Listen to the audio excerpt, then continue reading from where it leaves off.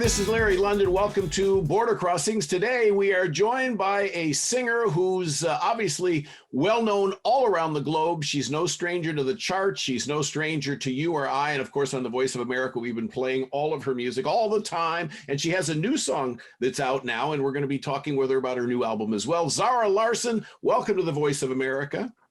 Hi, thank you so much. Thank you for having me. And I guess you're all around the globe and you're at home in Sweden right now. That's true. I'm at home right now. I haven't been traveling that much this year or last year, but I quite enjoy it a bit, I have to say. Mm-hmm. Now, you are no stranger to this business. You started, I believe, at 10. Well, actually, you became famous at 10 by winning a big major talent contest show that was on in Sweden. Mm-hmm. Like kind of America's Got Talent, but the Swedish version of it. And I was on it because I wanted to be on like Idol or X Factor and all of that, but they had an age limit, which was like 16 or 13. And I couldn't wait that long to get on stage on national television. I wanted to do it now when I was 10. So, you know, Sweden's Got Talent was my only option for a national crowd. So I did that. And luckily I won. Yeah. So that was huge for me at 10, definitely. Well, it's huge for anyone at any. Of course, yes. You know, gigantic talent show like that. And you signed your first record deal at 13, I think, and then thereafter put out your first EP. So, and since then, it's kind of been a whirlwind. And now you have Poster Girl, which is the new album number 3. Mm-hmm. And so I read that this album is more personal to you than some of the other stuff you've done. Well, tell me a little bit more about the songs and what went into making this particular record. I feel like, you know, it's kind of hard to make an album. Honestly, it is. I released an album, So Good. That was my first international album back in 2017, 4 years ago. And about happy birthday to your album. Mm-hmm. Thank you very much. Yeah, 4 years. It's so crazy that it's been 4 years, but it was really fun to do this album because it really felt like a project, and it felt like something that made sense in its entirety. Like when you listen to it, not that the songs sound alike, but they feel like they are related to each other in a way. A lot of it is about love. I feel like a lot of the songs that I sing are about love though. So this isn't necessarily like super unique, but the red thread is love. It's quite positive. It feels energetic. It feels like something you can dance to. And even if, you know, even the songs that doesn't have a positive lyrics per se, have a positive vibe. So when you listen to songs like Ruin My Life on the album, or you know, I Need Love, which is on the border to being desperate in a way. Or Right Here, which is like, you don't give me attention, you just look at your phone, or anything else that is more interesting than me. I don't feel sad. I kind of feel like I want to dance. So if anything, you are crying on the dance floor. But I feel like most of my songs in my career has been either, you know, kind of personal, or just songs that I can relate to emotionally. And I think I talk about very universal things, such as love. You know, it's hopefully everybody felt that feeling. Everybody can relate to being in love, or even like the heartbreaks and everything in between. Right. You went through a heartbreak not too long ago. So now that the new album's out and there's a lot of songs about love, are we back in a better place? We're back in love, baby. We're back in love, baby. I am. No, I'm super happy right now. And I also feel like, you know, as I said, I Need Someone. I have a song on the album, and it's like, I don't need someone to be happy, because I don't feel like I do. Right. But if I want someone, then go ahead. Or, you know, FFF, Falling for a Friend. That's what I did. It never happened to me before. It was really scary, because when you have the friendship already existing with someone, then you could potentially lose a really good friendship. Right. In the way of, you know, are we going to do this? Are we going to have like a relationship? Or like, you know, even if we like kiss each other. Mhm. It's like, is this gonna be weird? Are we, it's a lot on the line. And that was quite intense, but it did turn out to be my best relationship. Um, yeah, I think right now I'm very happy with Good. just everything in life. Yeah. Well, you got many reasons to be happy. I just saw where you've got 5 billion views, I think it is 5 billion views of your videos and your music. That's crazy. Wow, I didn't know that. Yeah, you got a billion on Symphony alone. So I mean, true. That's wow. But that like that number is so big that you can't even comprehend it. You can close your eyes and kind of imagine 1,000 people, even 10,000 people. But when it goes up to like 100,000, 200,000, a million people, I can't picture a million people in my head. A billion, it's just a crazy number. Like, I'm like, that's cool. I don't really understand that number in my head. I'm like, that's a lot. I don't know. Like, it's astronomical. Not like I can't comprehend it. I just don't know how to feel. You know what I mean? Well, when you go that's cash wild. that check, then boom, you can comprehend it right there. Yeah, but I very much appreciate everybody watching, everybody listening. It's crazy to think that every single play or view is someone pressing that play button. And it could be the same person twice or 3 times or 5 times, but they still press that play button. That was pressed a billion times. Well, you, like I say, have been doing music for a while, and you are so talented, and you have you won 5, I think they're called Grammys, but that's the version back home. The Swedish version, yes. Yeah. And that's still great. It still says Grammy, but it is. Yeah, but I gotta come over to the American one. Yeah, you can't walk on the streets in back home in Sweden. You just can't go outside. You know what's so chill and why I love growing up in Sweden? Nobody cares. Really? They're way too shy. First of all, we're quite antisocial. Really? So when the whole stay 6 feet apart from each other, we were like, yeah, we're already doing that. Like, we don't have to change anything. We're very shy. We don't really talk to strangers.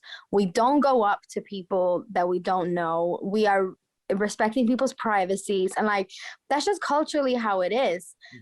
If anything, I see a lot of people whispering and pointing, but there's not that many of them who actually dare to walk up to me. Wow. and talk. Yeah, and every time they do, of course, I'm like, hi, if they want to take a picture, let's take a picture. But it's culturally, it's so different from America, and it's really interesting to come to America and the US and just see how the celebrity is so it's put on a pedestal. Just being a celebrity, you can be a celebrity for being a celebrity, especially in these times. Influencers and YouTubers, they're just being themselves, and they're famous for that. But it is definitely a cultural difference there. It's quite interesting. Because your mom was a nurse, maybe she still is, I'm not sure, but she still is, yeah. The COVID virus, how has that impacted your life? I mean, career-wise, I know it's been difficult because, of course, you're limited in what you can do now. But in terms of being around somebody who's in the medical world, your mother, how are you feeling all of that? How's that affecting you? Well, it hasn't really been affecting me more than my work. I think, having someone who works in the hospital. I have a lot of my family, not only my mom, but cousins and their boyfriends and girlfriends and wives and all of that, who works in the medical field. And I think it's really hard for someone to understand the seriousness of the situation if you don't see it. So when you're just sitting at home, watching TV, going out to the supermarket to get groceries, you're like, I don't really think about it, but then you have someone who can tell stories from inside of the hospital. And then you realize oh, wow, this is actually, a serious thing. People are getting really, really sick.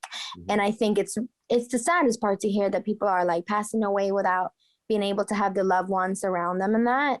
But I'm never scared of my health. I'm scared that I could catch it and give it to my grandma, but it's been a weird year for everybody, not only artists. I think, a big majority have had severe changes in their daily lives. Mm. And I just can't wait. I feel like we see the end. I feel like we see the light at the end of the Yes. tunnel, you know? Me too, yeah.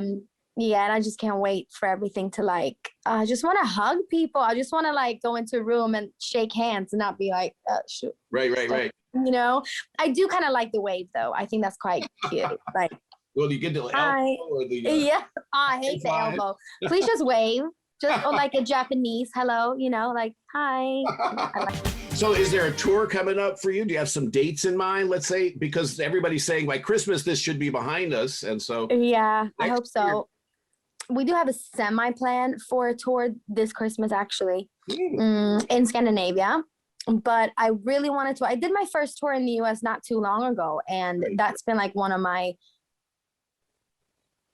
goals. I had just have it on my bucket list, have an American tour, and it was amazing. I had such a good time. It's a really good crowd. The US crowd is really fun. So I would love to do that and play Poster Girl, of course. I haven't done that live. I did a live stream. That was really fun. But it's just something special about seeing like real faces in the audience and not just like a camera. But I don't really know. I mean, if it was up to me, I would have been out here like yesterday. Right. But now we'll just have to wait and see. But I'm ready. Like I'm ready to go. And speaking of touring, you have been on stages in many, many different places. The Nobel Prize concert you performed at, and in quite a few other places as well. Do you have any favorite places you like to go at? And what's the difference in the audience between, let's say, Sweden and somewhere else, America, wherever you go? Japan, I know they're very quiet. Yeah, no, it's a lot. It's very different. I mean, I haven't actually played a show in Japan, but I heard a lot of artists who have been there. I talked to Ed Sheeran. I was with him on his tour in 2019. Mm-hmm. He said that they are so polite that they clap for like 3 seconds and then it's just silent. Like they don't scream, they don't shout, you know, because they're being polite. Mm-hmm. And when you go to, you know, America, like even South America or North America, to show your appreciation is being loud. Like you scream, you sing along to the songs, you clap your hands. Like that's what I love. I love it when it gets a little rowdy and people like really get into it. But Swedish people are quite reserved, you know, like we are. And I feel like they might think like, oh, do I look weird if I sing along to the song really loud? While in both like North and South America, people don't really care. They're just there to have a good time. And as an artist, I have to say that I love that. That's what you want when you walk on stage. You want to see people have fun. You want to see people not care about anything and just like let loose. Mm-hmm. And I understand also that people in foreign countries listen to the lyrics a lot closer than maybe here in America, but people really tend to pay attention outside of the country when you're performing. And for you, it must be great. They know your lyrics and they don't speak English, but they know every word to every song you sing. I think that's amazing. I think it's insane. I mean, most of the places that I go to are English speaking countries. But I see here now in Sweden, I mean, Swedish people don't really do English music. They all sing in Swedish. I'm like the only one who, you know, have like a career and definitely like an international one who sings in, well, it's kind of hard to have an international one if you don't sing in English, but everybody just want to hear Swedish music. So I'm definitely the odd one, I feel like, here in Sweden. Yeah. Beautiful. And I love your music. And I understand that Britney Spears was she had a big part in you deciding what you wanted to do in your career. I would say, I mean, I love Britney Spears, but I would say that my biggest idol growing up was definitely Beyonce. She is just my queen. She is my number one. And I think there's a reason why she's so well respected and still so relevant after, you know, how many years she's been in the industry. She's a very good example of someone who works hard and it shows. I feel like I have never went and seen a live show at that level that Beyonce is giving me. Like, it's just, I just don't understand how she does it. And it blows my mind. And I think the longevity, I think it's called longevity. The longevity is like a talent in itself. The fact that she's still around and she's doing all these amazing stuff. She was what inspired me to really put on a show. Like, I want to dance. I think dancing is such a big part of my artistry. Mm-hmm. And when I do live shows, I always dance a lot. I have at least a couple dance breaks. Mm-hmm. And now when I can't perform. Sorry? You studied ballet? I did study ballet for a lot of years.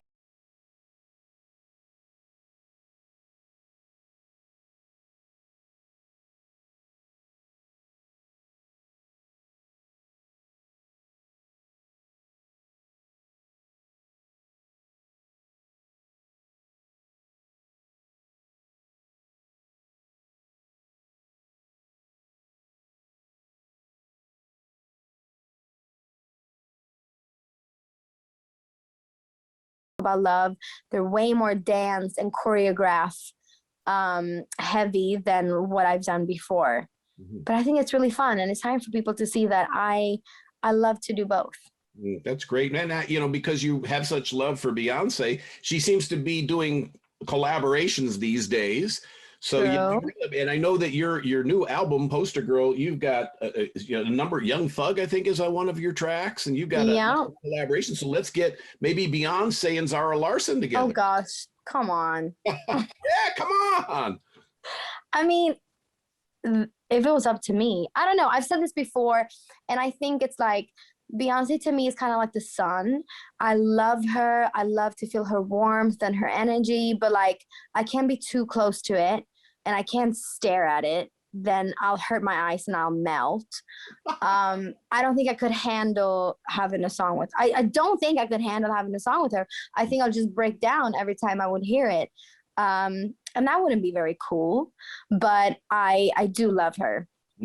I do love her. Yeah, I wouldn't write it off. I think that definitely that's something that's going to happen in the future. How about we'll see. Acting? Is that something you want to do? Because I mean, you know what? Lovely. So do you want to do some acting? Yeah. The older I get, the more I don't oppose that idea at all. And I think also the older I get, I'm just really into the visual. And I think I've always been a very visual person. I love watching series. I love watching shows. I'm very into, how directors are directing it, or like the DOP, like what it looks like in the frame and just everything around it. So I love movies. I love what makes a movie.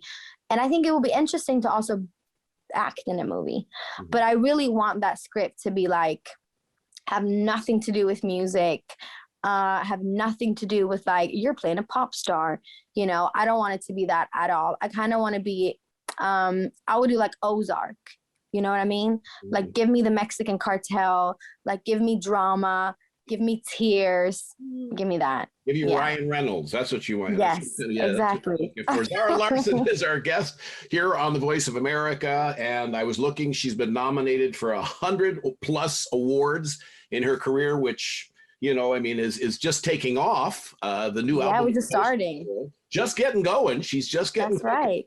And Poster Girl is the new album, and there's probably a tour coming up in the near future. Now, I did read somewhere, and I want to go back just a little bit. When you were born, you said I was born dead. What? I mean, can you tell me about? Oh my God, the drama, the dramatics of it all. I wasn't necessarily dead. I mean, I'm alive, but I was definitely blue, and I didn't scream, and I was.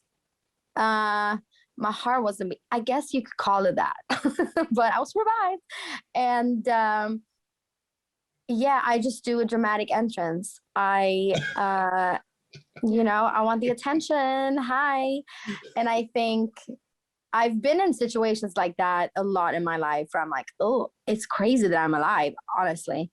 But I'm just also, I think it shows that I'm also very lucky. I have had some really good luck in my life, and I'm just trying to, trying to work hard also to achieve my dreams. And I do think the harder you work, the luckier you get. Not that I worked hard in like the delivery room. I guess I did somehow, but I think you can apply the luck to like other things, but I think I am a very lucky person. You know, the fact that I am able to live off of my dream. I am living my dreams. Like I've always said I wanted to be a singer, and I am. I travel the world. I get to write really good songs. I get to hang out with people I look up to. So I consider myself a lucky person for sure. Now, why did you call the album Poster Girl? I have a track called Poster Girl on there, which is like a love song. And when I just heard the track, I think it's very hard to be creative when it comes to the album title for some reason. I mean, I named my first album that was released in Sweden One, like so creative. And I named the second So Good because I thought it was so good.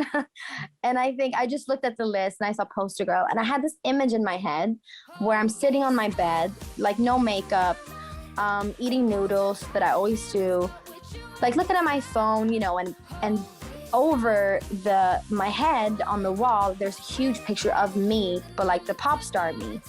Very glamorous, very like done up, you know. And it was kind of a nod to the girls or the women that I've had on my walls growing up, like Britney, Christina Aguilera, Beyonce, all of the people that I even had some Green Day on there, but you know, all the girls. And I think, you know, it's crazy what if I'm on someone's wall, like right now, you know? And I think it was also a little, you know, it's two parts of who I am. I am very glamorous, and I love a good show, and I love the extra, the glamour, the glitter, but I also am just a normal girl who sits in her bed and eat noodles. So yeah, it was but then the whole cover was a little bit more glamorous than that, which I love because, you know, we like glamour. Mm-hmm. But it was just what I saw, and I just really like that track. I think also you can be a poster girl for whatever you want. Mm-hmm. I hope that I'm a poster girl for really good pop music, and maybe, well, in Sweden for sure, but I should also start, you know, I used to run a blog. I used to write a lot about feminism. Mm-hmm. I would love to be a poster girl for that, for just strong girls, and, you know, whatever you want it to be. Mm-hmm. What advice do you have for young girls? Because you are such a role model. Oh, what advice do I have? I would say to surround yourself with people, like go where you're loved. You know, I think that's a really good tip, because nobody is an island. And, you, especially when you're young, like you just need people to lean on sometimes and who can uplift you. I think that's very important. And people who you feel like who you just fit in with, not because you're trying, just because they accept you. And also to be accepting of others, and I mean, it's hard being a young person in this world. Just follow people that you feel inspired by, because we spend a lot of time on social media. So follow people that you feel that make you happy, and makes you feel good. And also, yeah, don't forget that this is the real world, not that. And to just, I don't know. Be kind to yourself. I wasn't very kind to myself when I was a teenager. I was also not kind to my parents, but I think it comes to time where you, like, I don't know. It's beautiful. I think it's so beautiful to be 23 and realize that my parents are just people who like fell in love when they were younger, and they just had me. I don't know. It's a whole lot. I think just be kind. I think that's like my ultimate answer. And you'll never know how much your parents love you till you become a mom. When that happens. I bet. But now I'm 23. I'm like, oh my God, like I just have this huge, because you grow up and you see your parents, you're like, they are literal gods. Like they know everything. And then you reach a level of like 13, 14, and you realize they don't know anything. They're embarrassing. Everything they say is wrong. And then you like reach the final step where you're like, oh, they're just people like me, or like I'm like them. I think that's beautiful. Well, you are beautiful, Zara Larsson. Thank you very much. What a pleasure. I've been trying to get you on the show for a long time, and I'm glad Yay, we made it. finally able to have you. When you come to DC, when this all clears and you are here, please come into our studios. I would love to. I would love to have you back on the show. You're an inspiration. You're a pleasure to talk to. And of course, you are so talented. And Poster Girl's the name of the new album. Congratulations on the new album. Give us some of your favorite songs to be listening to. My personal favorites are Need Someone, Poster Girl, and FFF. Well, thank you so much. Zara Larsson is our guest today on Border Crossings. Poster Girl is the name of her brand new album. Please get a copy of the album. Zara Larsson, she'll be coming to the United States and the rest of the world on tour, and the rest of the year, hopefully we'll have her back. Thank you for watching. My name is Larry London, and this is Border Crossings.